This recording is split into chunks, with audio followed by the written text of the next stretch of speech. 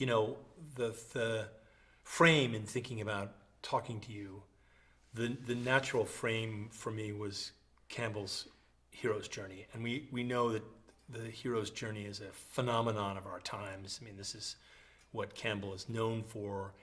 And the reason it's a phenomenon is because he made clear that the hero's journey is interior, it's spiritual, it's using mythical texts and deploying all the things in our age that people are yearning for.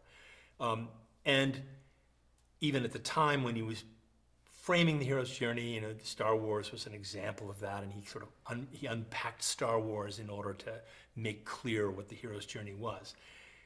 You're actually a hero, and you know that hero's journey is not. It is both interior and spiritual to you. I get that, but it's actually practical. You know, you had a hardscrabble start, and moved with the guidance of your father into an understanding of how to succeed. You were a warrior at 18. You were a commander and a leader of men at 22 in Afghanistan. You were an advisor to generals and politicians. You became an entrepreneur.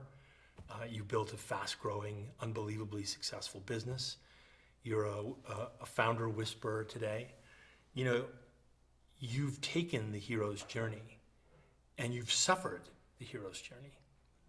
And what I want to use today and in the coming conversations is the hero's journey model as a way of exploring what you've learned.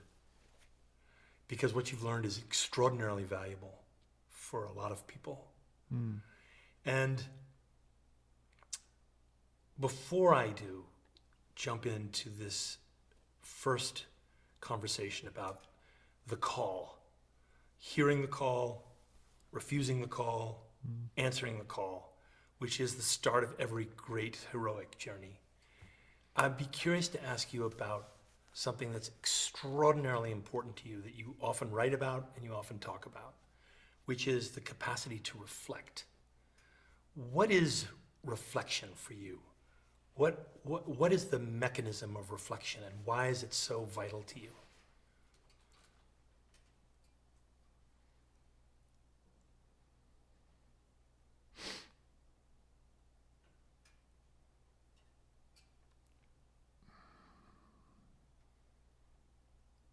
I've always wanted to be useful because my hands are not useful. So I would always ask myself if I've been useful or not. So every reflection is, you know, was I of use? Did I provide value? And that's ever since I've probably been about 5 years old, 6 years old. Because my sister was studious. That's useful. My older sister. High IQ, would read books at alarming speeds. And my little sister was curious. She would draw. She'd design things. And, you know, and all I was quiet. That was my strength. I think a deep want to be useful. And is reflection a tool in being useful? It's the anchor of which every reflection I have starts and ends. Right. Yeah, I think so. Right. Yeah, I used to think it was ambition. It's not. Or conquering. It's not. It's just, you know, I was thinking about it this morning at the cafe. It's like I always wanted to be a tradesman, but my hands don't do it. Well, my friends are tradesmen. Right. But they're, you know, they don't have a boss, right? The boss is the work. It's the ability to cry. Like, you know, they would always do something useful. They were immediately useful. If you're a young man and you're immediately useful, the world opens to you. So, you know, my sisters had strengths that I didn't have. So all my reflections seems to always come back to those 2 points. Is the hero, is that the hero's journey, is to become useful, to be useful? And I understand you're not going to presuppose you're a hero, so don't worry about that. But I'm just curious about the hero's journey. I think it's maybe mine. Right. Yeah, I don't think it's everyone's. Right. Maybe, I don't know. I haven't thought about it enough. Right. Yeah. So if we think about that all journeys begin with a calling, and the frame is that we hear that call, but we can't imagine it's us, right? It's every myth starts with the hero saying, "Who am I to be hearing this call?" And so there's an immediate refusal before there is subsequently an answering. I wonder if we could just look at sort of 3 stages in your life from the vantage point of hearing, refusing, and answering. Would that be all right? Sure. So if you think about the young boy who sees himself as slow, who's quiet, surrounded by talented players, including his parents, who are both very talented. When do you? I didn't want to go to school. I was useful to my mother. I was wild minds, right? My sisters and my father have extremely high-speed minds.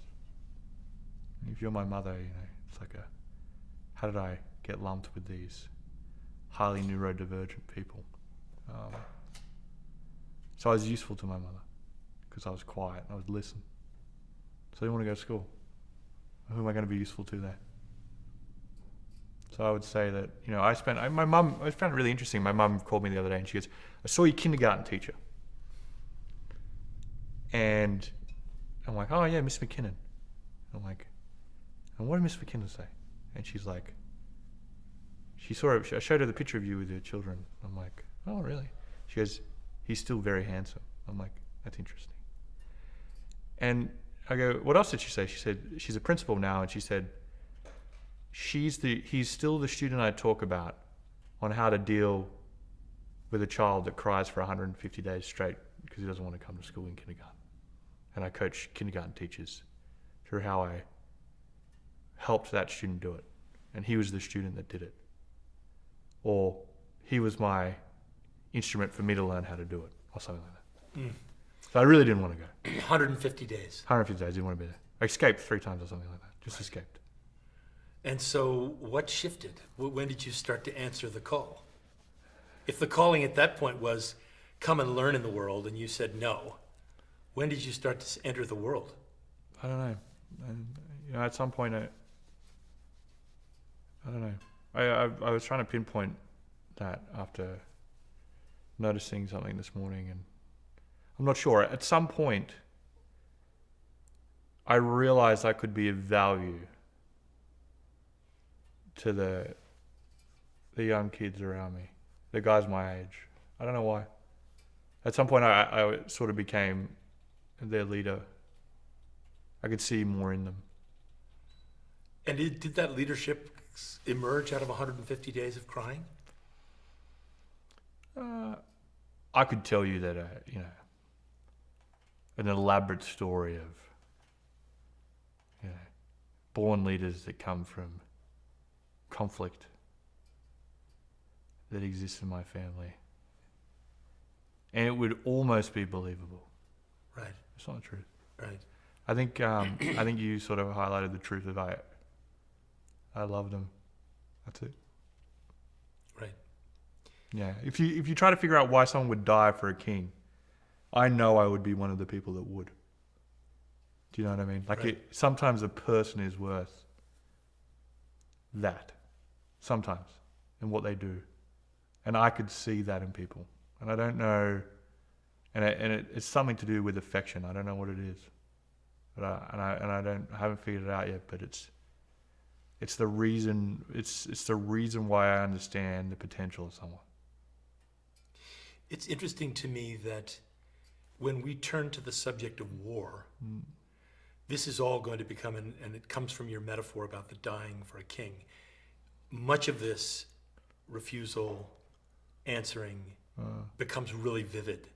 I just want to stay a tiny bit longer on this early stuff, which is quite different. The kindergartner who doesn't want to go to school, who's useful to his mother, who recognizes that she's slightly overmatched Yeah. by your father and your sisters. If I look at the length of your career, both as a warrior and as an entrepreneur, you are a voice for those overmatched people. You talk in war about your men looking to you for confidence at moments when you yourself, you almost have to manufacture that confidence because you're not sure how to get out of the situation you're in, but you recognize you cannot let up or they'll lose heart. Is it fair to say that that paradigm, that early paradigm, is as viable a metaphor as war and entrepreneurship, that you represented your mother as an example of those who might not have the tools to keep up with the world around them? She kept up with the world around her, but I mean specifically your neurodivergent, brilliant siblings and father. Is there something here? I'm not saying it very well, but is there something about this incubation time in your life that's relevant to when we get to the places where it's more easy to see Yeah, war in business? I was looking for brothers. Don't have brothers. My dad had brothers. Lots of them. My mother had brothers. Why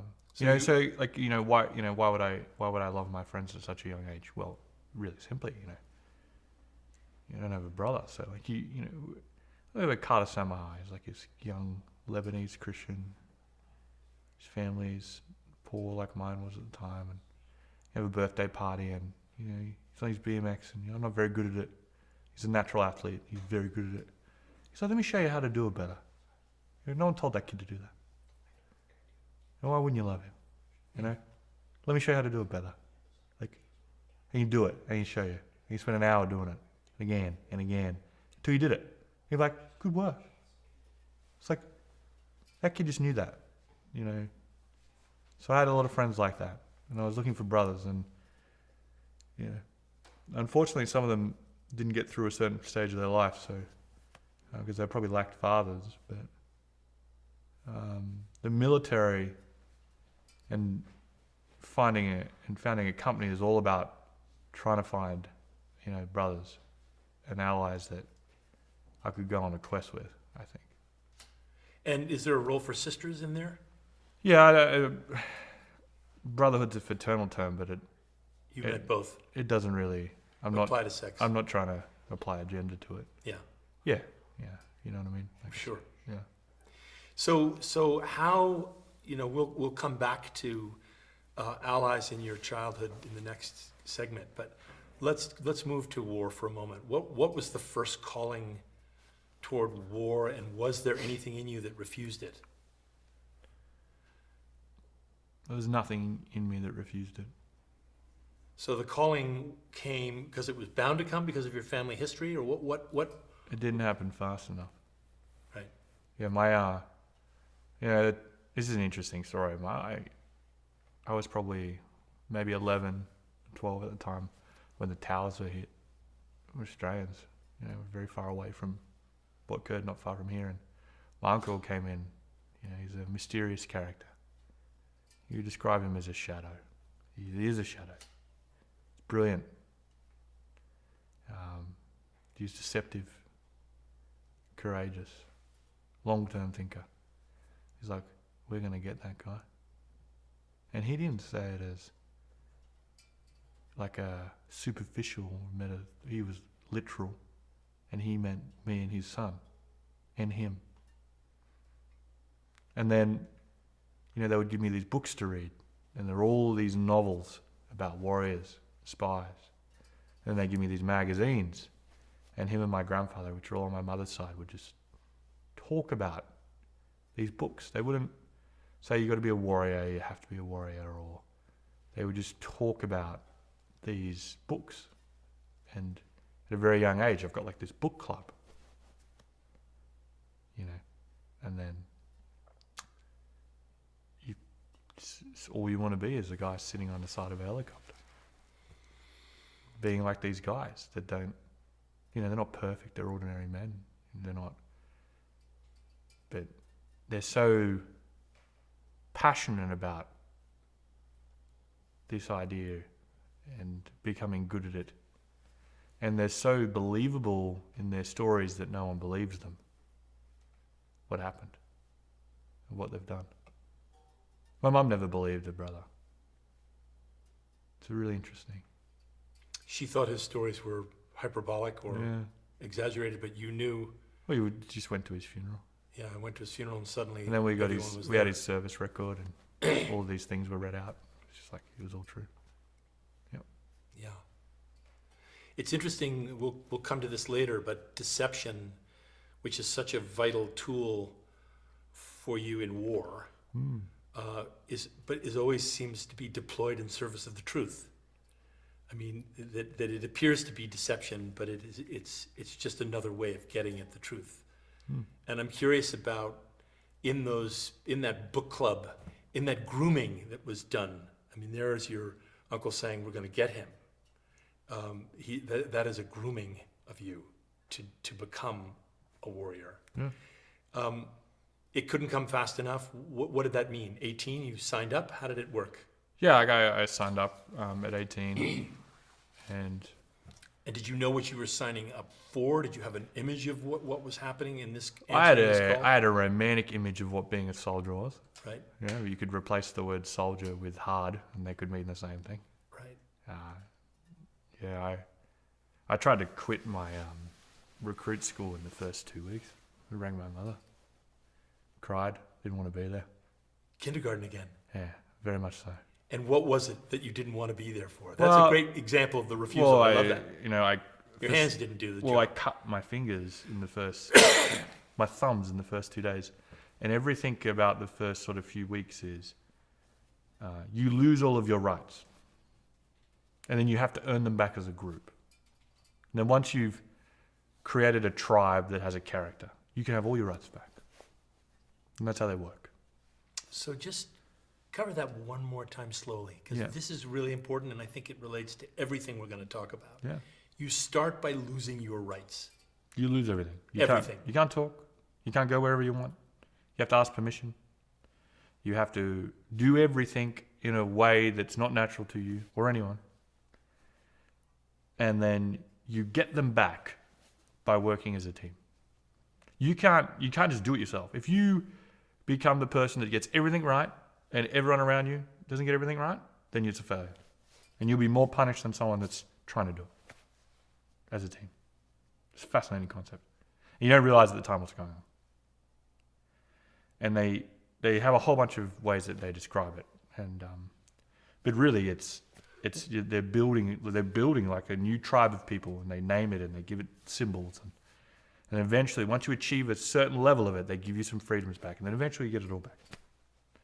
And what are you, when you're in the midst of not having your freedoms and they're masking this team building, what do you think it is at the time? Do you think I've still got to be the most successful one here, or? I was thinking, what the fuck have I done? Right. Oh. And so you called your mother saying, this is not for me. No, not at all. And what did she say? Yeah, she said, well, yeah. She didn't tell me to quit, but she didn't say to stay. Yeah. I do think of that all the time. But it's like, she saw her brothers come back from Vietnam. They're not the same men. Her father, World War II in Korea, not the same man. So it's a lot of trauma to be around in one house. Right. I can see why. And then what was the moment when the calls to home stopped and you thought, this is interesting? I didn't call again.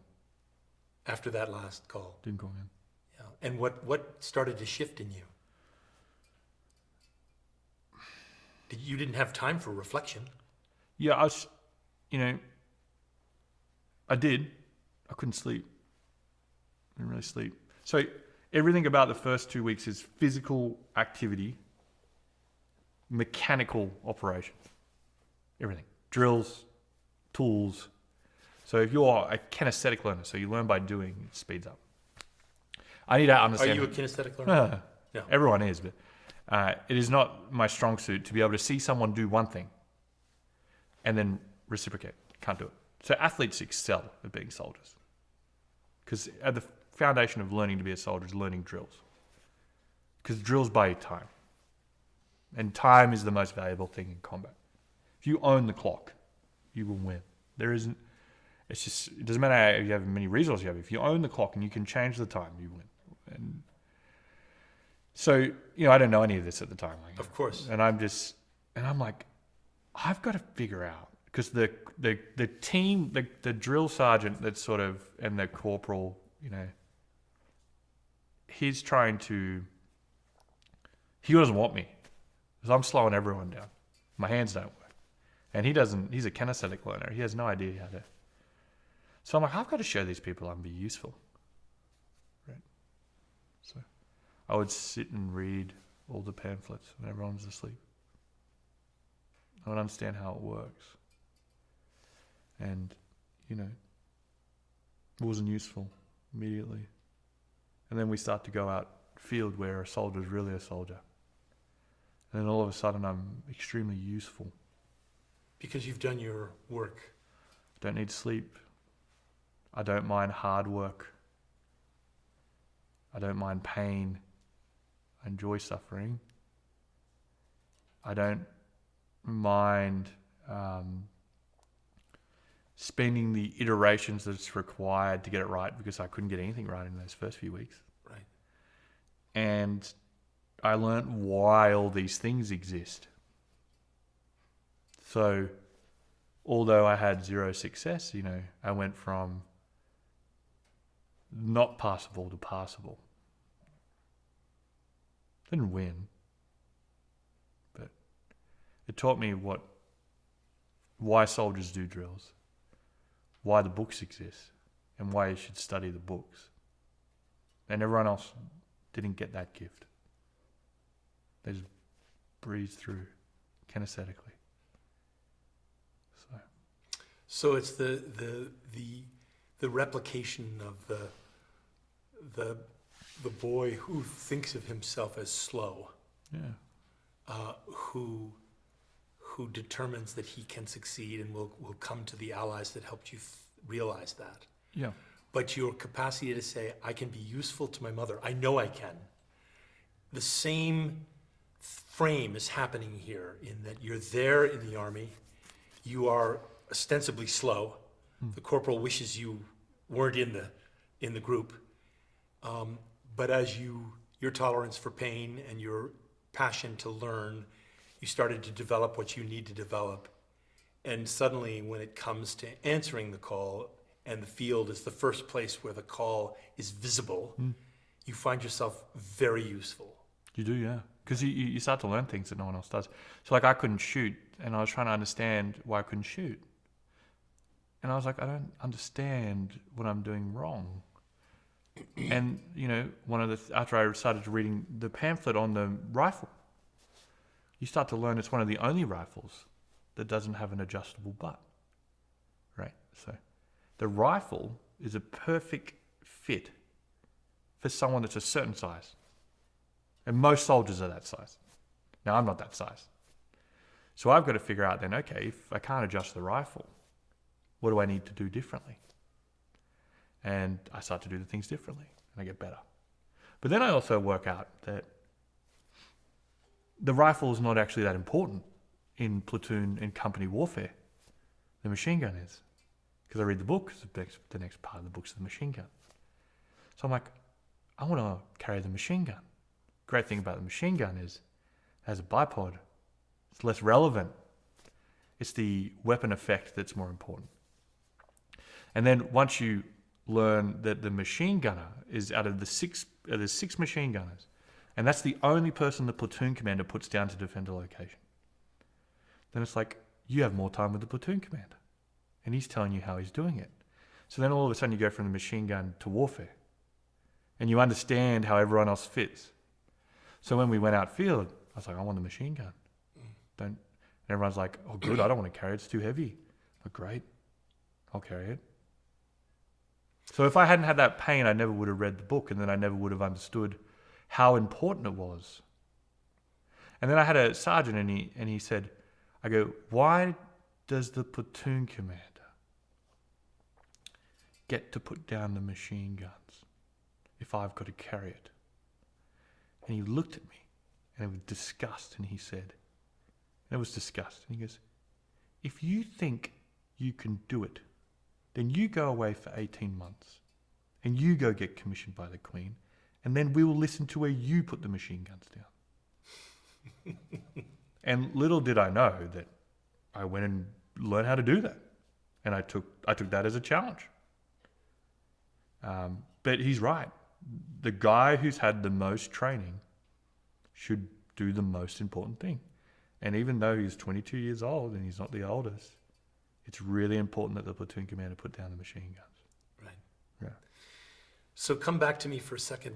What did you recognize once you got past the book club notion of warrior, and once you got past the tiers, and once you got past and started to learn, what was the emerging calling of your status as a warrior? I mean, clearly Afghanistan they were going to send the Australians in to do the work that the Americans didn't know how to do. Yeah. You were a smaller deployed group. I mean, how many Australians went into Afghanistan?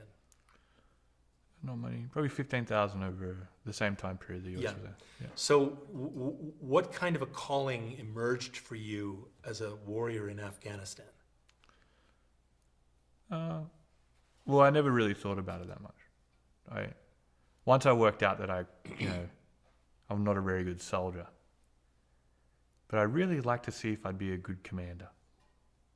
And then the commander is a profession of arms. It's the trade.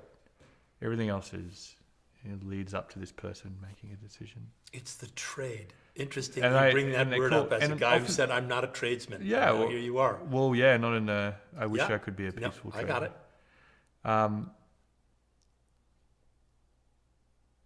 I wanted to master being a commander, so I didn't. The concept of the journey of Afghanistan was irrelevant. It didn't drive me. I wanted to be the best commander I could be, and I just ended up there. Right. So it could have been anywhere. Yeah. Well, yeah. Is the notion that the hero's calling? Do we often confuse it with the content? So suddenly it's like, I want to go and take on the Taliban is actually not it at all. The hero's journey is really, I want to be the best commander I can be. Do we sometimes substitute the content of things for the real essence of a hero's journey? Probably. Yeah, mine was, I would really like my men to call me boss and not sir, and earn that right, and that was it. That's all I thought about. Obsessed about it. You didn't want the hierarchy. You wanted the respect. Something that's very unique about the Australian and British, I would say, military is that sir is granted by the rank. So they're saying it to your position. They're not saying it to you. There's an old sort of dogma that is, if your soldiers call you boss, they're following you now, not the rank. So you become completely obsessed about being the best commander, so they would call me that. Do you remember the first time someone called you boss? Not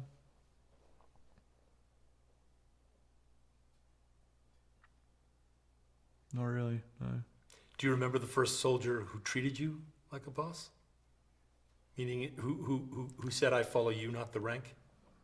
Can you think of a face or a name? Yeah, it was one of my instructors. Tell us about that. Yeah, I had an instructor, Sergeant Mills. He was an SAS sergeant.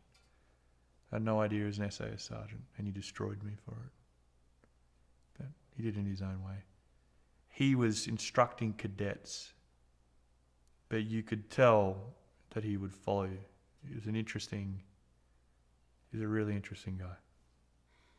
So let's put a pin in him, because we're going to come back to talk about allies and adversaries. Sure. In the next. Let's just assume for a moment that hero's journey would unfold numerous ways, and we're going to come back both to war and to childhood as emblems of this journey. And let's just go to, you come out of the war, you're a commander. You've learned how to have men follow you and not the rank. You've achieved what you sought in some very powerful ways. And you return to life outside of war. And now suddenly you can't get work because you're an ex-military guy in Australia, and they think of you guys as second-rate citizens anyway.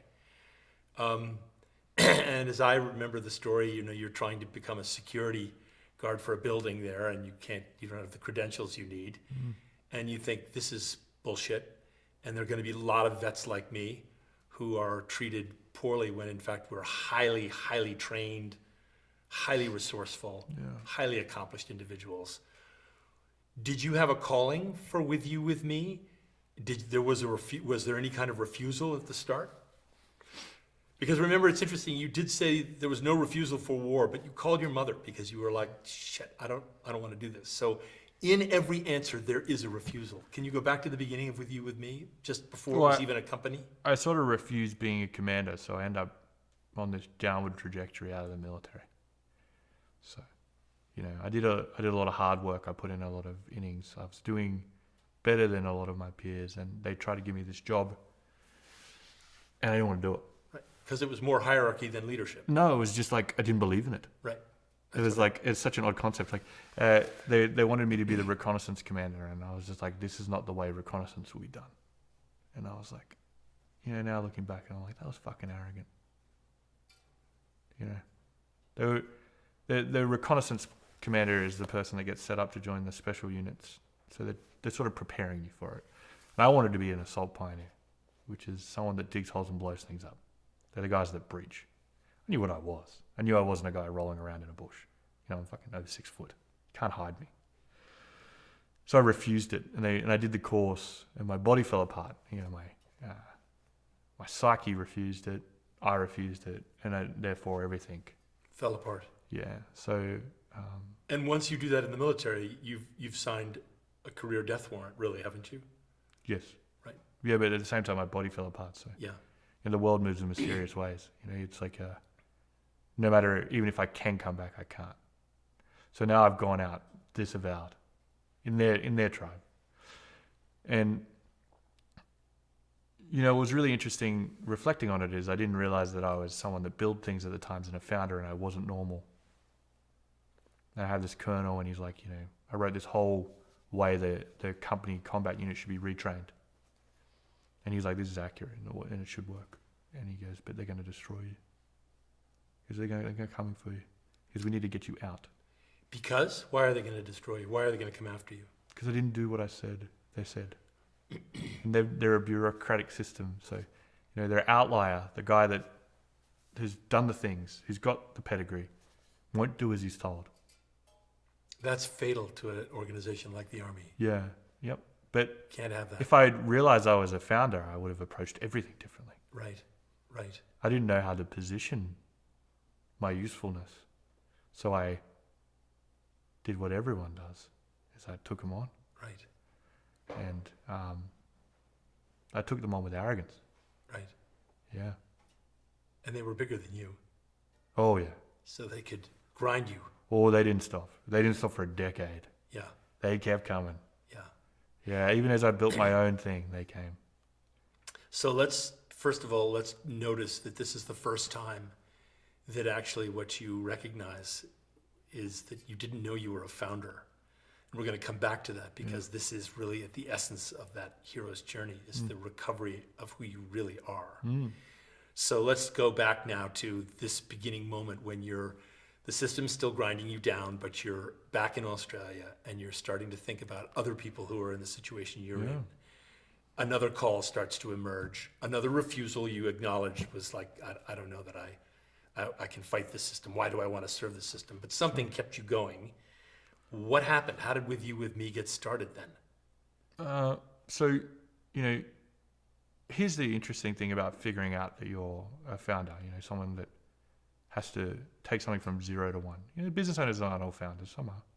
Some people in businesses, some people outside of businesses are founders. You realize that you can be of use and you could create something that people find useful. Here's the other thing you should realize. You shouldn't be employed. Not you couldn't, not you wouldn't, you shouldn't. No one should employ with me. No one. They could partner with me, but they shouldn't employ me.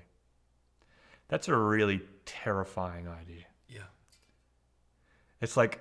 That's a hard call to answer. It's like I have the realization that I'm not in the system. And then I had the realization of I was an outlier that was allowed to live as a virus within a system because of the great work and the crisis mode the organization was in. And then I have a realization that everyone around me can operate within the system. And the idea that you shouldn't be an employee is the loneliest moment I think I've ever had. Because once again, now in that moment, you have no tribe. I'm alone. You don't belong. You're back to being an outsider. Also disavowed. And disavowed.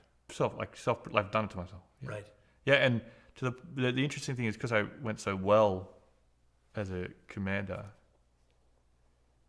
in their sphere of what well is. I don't think in their sphere of history I was a good one. The brilliant ones were tested, and I wasn't tested. I knew what the accoutrements you could get there, the energy that it attracts, what men can do when they want to work together for something. And then I'm like, and I don't have it, which is worse. So, I've had possibly I could have just turned around and said, I've done my best work. I'm out. I'm going to drift. I'm just going to drift. So why not drift? Because my point of reflection is whether I've been useful. I wish it wasn't. And how did that point of reflection manifest itself with me? Well, I started to realize it was ridiculous that someone with my credentials on paper couldn't get a job. So I wanted to figure out why. And then I just became obsessed with why people were not seen as an asset but a commodity. So can we freeze right there? That shift from it's absurd with my credentials that I couldn't get a job to my fury that people can be seen as commodities, as assets, and not as people. That lifting up and out of your own content into the content of others seems to me to be an essential skill that many people don't have. They think in terms of what is being done to me. What do you suppose, is this back to the reflection point of being useful? That you would move from your own fury at your situation to concern on behalf of a whole category of people that you think are like you. What is that? Well, why not just become a superstar and make money? You knew you could. You were smarter than anybody. You could just get right in there. But instead, you decide to start a business on behalf of people like you. What is that? I think one part of it was pure anger. It's like, fuck you. I did everything you asked. I was the bottom and I became the top. I did everything you asked with leaders that had limited to no character, which was against your ethical ethos, and you did nothing about it. And then you spit me out. And on my last day, you tell me, I hope you're not making up your injuries. It's like, you're the one that kicked me out with a medical review board. It's like, okay. And then you meet these young people that tell you what they can't do. I was so angry because I came from an organization that would tell you that you could do anything. And the same people are now telling me what I can't do. And I get out in the workplace and everyone's telling me I can't do something. So I'm like, if every one of my soldiers was happy, I didn't have upset soldiers because they were doing ordinary things in an extraordinary way as ordinary people. there were all these people from all over, men and women, and they were happy when they were at work. And then I'm meeting people that are unhappy, telling me I can't do things, and telling me how I should be. And they don't have any symbols like the military does. You look at a rank, you're like, okay, I think it's some medals. Maybe I should listen to you a little bit. None of that happens. So, if I'm struggling with it, and I can't figure out what's going on, what the hell's happening to all these people that have done some great work, that are brilliant in a system, that are brilliant in a team, and they're getting told the same thing? You've got a whole group of people saying, you could be anything, and we need you to think that, so you can go do impossible things and be okay with it. And now, we don't want you to do anything unless it's no risk and that we like you.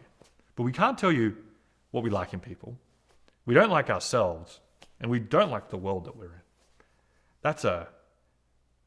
That became a quest for me to figure out what that was. Right. Yeah. And I wouldn't describe it as a sickness, but it felt like it. Right. It's like these people are sick. It's like I'd never get off a call with anyone in my life and tell them that they couldn't do something. It's like the opposite of the junior leader in the military.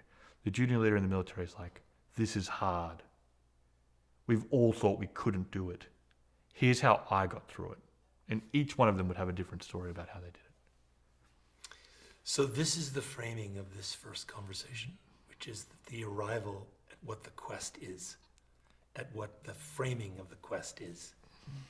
And I'm curious, as a way of finishing here, as we come to the last few moments of this particular segment, is when you reflect on the long journey it took you to realize what you're here to do. Because as we'll see, everything you're doing now is in service of this recognition of the quest. Everything you would ultimately do with you, with me, what you're doing in the Ukraine, what you're doing with entrepreneurs and founders, it's all in service of perhaps a baseline fury, but really a sense of injustice for how people are treated. How would you reflect on just this part of the hero's journey, the calling, the refusal, the answering? What final reflections do you have after this conversation about what that piece of the journey, just that piece, means to you?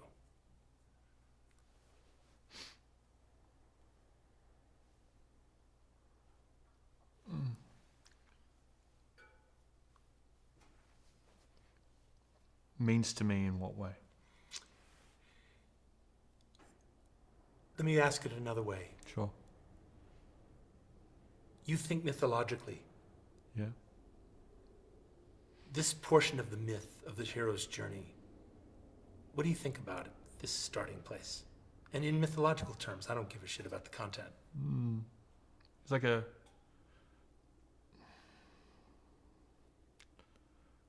was like every great warrior has this monster that they have to fight before they get,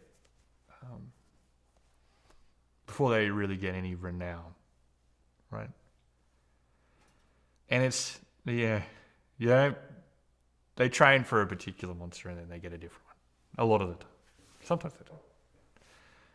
I find that my monster is, got thousands of heads, sleepy,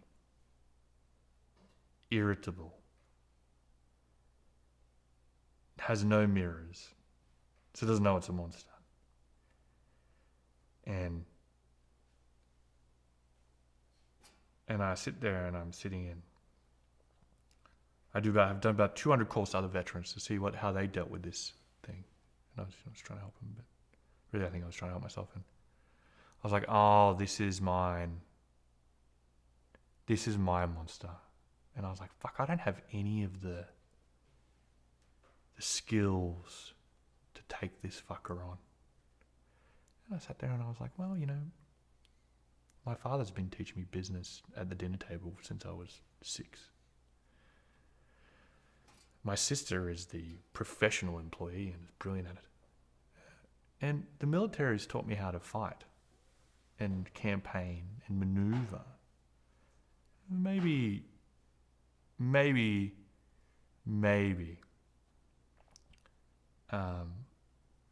I can take this monster on. And then I was sort of 50-50 on it. Then I was like, well, I also have surprise.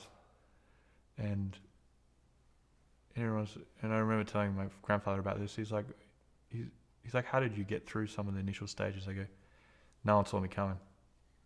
Right. So I worked out that this beast of no one wanted to really look at people at what they could be, and the idea that they'd forgotten that apprenticeships was the only way you really learn a skill, and a skill is the only way you can contribute to an economy, and contributing is the only way you can build a house, and everyone's ignoring these components. That's the monster I'm going at. So is it fair to say, in conclusion, that the answering of the call is identifying the monster? That when you identify the monster, the journey begins? For me, it was accepting that it was mine. Yeah. Yeah, I think. Accepting it. Like, this one's mine. Yeah, okay. This multi-headed, fierce, sleepy, dangerous moving monster. in erratic directions because it doesn't know it is a monster. That was the tricky bit. So now we move toward meeting the monster. So thank you for this conversation. Thank you.